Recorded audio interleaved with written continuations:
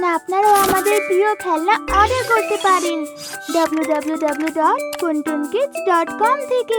Link is in the description. বৃক্ষরোপণ পরিবেশ বিষয়ে গাট্টু আর চিঙ্কি খুব সচেতন হয়ে গেছে। তাই আজ গাট্টু আর চিঙ্কির বলাতে সোসাইটিতে বৃক্ষরোপণের কার্যক্রম আয়োজন করা হয়েছে। এতে সোসাইটির সব বাচ্চারা একটা একটা করে গাছ লাগাচ্ছে। মা বাবা, আমরা আমের গাছ লাগাবো। মা, আমরা পেয়ারা গাছও লাগাবো। হ্যাঁ হ্যাঁ গাট্টু চিঙ্কি, আমরা আম গাছও লাগাবো আর পেয়ারা গাছও লাগাবো। ঠিক আছে?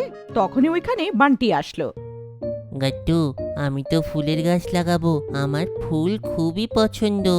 গুড আইডিয়া বান্টি, সোসাইটি কি সুন্দর দেখাবে। আমিও ফুল গাছ লাগাবো বলে ভেবেছি।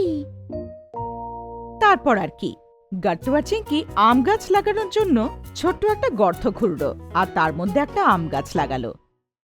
চিঙ্কি তার উপরে মাটি ঢাললো আর গাট্টু জল দিল। এইভাবে আম গাছের বীজ লাগানো হলো। দেখো, আমার আমের গাছ তো লেগে গেল। এখন এটা বড় হলে আমরা মিষ্টি মিষ্টি ফল খাবো। গট্টু বাবা, গাছে ফল আসতে অনেক সময় লাগে।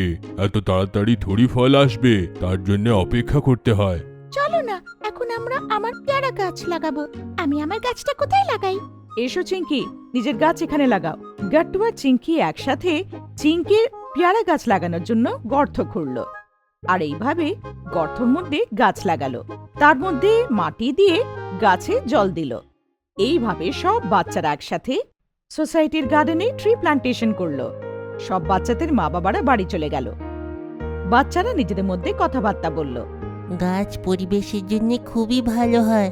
পরিবেশকে ভালো রাখার জন্য গাছ দরকার। তাই তাহলে তো আমাদের আরো গাছ লাগানো উচিত। চিঙ্কি, তুমি জানো ফুল গাছ তাড়াতাড়ি বড় হয়ে যায় আর খুব তাড়াতাড়ি ফুলও এসে যায়। আরে বাহ, এটা তো ভালো কথা।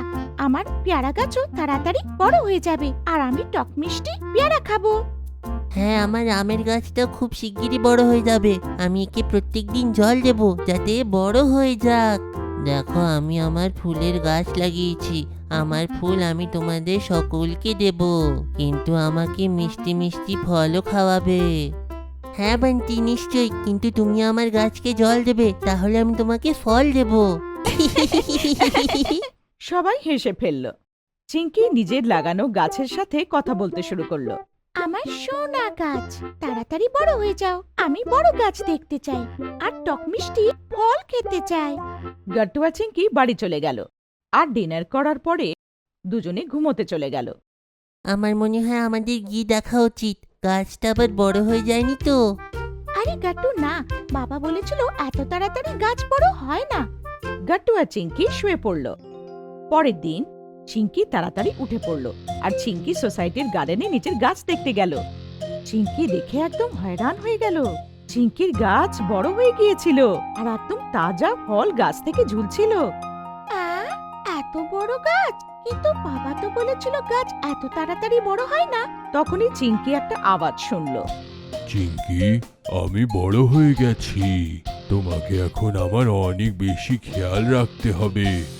হ্যাঁ, আমি তোমার সবসময় খেয়াল রাখবো। আমি জল নিয়ে আসছি। চিঙ্কি দৌড়ে গেল আর জলের বালতি নিয়ে আসলো। কিন্তু এ কি, চিঙ্কির পেয়ারা গাছে অনেকগুলো বাঁদর ঝুলছিল আর লাফিয়ে লাফিয়ে চিঙ্কির পেয়ারাগুলো খাচ্ছিল। আরে না, এ কি, বাঁদর কোথা থেকে এলো? চিঙ্কি কাঁদতে শুরু করলো আর কিছুক্ষণের মধ্যে বাঁদররা সব গাছের ফল খেয়ে নিল আর তাজা ফল খেয়ে ফেললো। তারপর চিঙ্কিকে বলল, চিঙ্কি দেখো, তোমার সব ফল বাঁদর খেয়ে গেল। কিন্তু ফল তো আমার খাবার ছিল, আমি একটাও পেলাম না। তারপর চিঙ্কি আরো কাঁদতে শুরু করলো। মা, আমার আমার ফল চাই। ওঠো মা চিঙ্কি, কি হলো? উঠে পড়ো বাবা। মা চিঙ্কিকে নাড়িয়ে নাড়িয়ে ওঠাচ্ছিল। চিঙ্কি নিজের চোখ খুলল। আরে না, আমি তো স্বপ্ন দেখছিলাম। তখনই চিঙ্কি মাকে জড়িয়ে ধরল। কি হলো চিঙ্কি মা, কি ধরনের স্বপ্ন দেখেছো?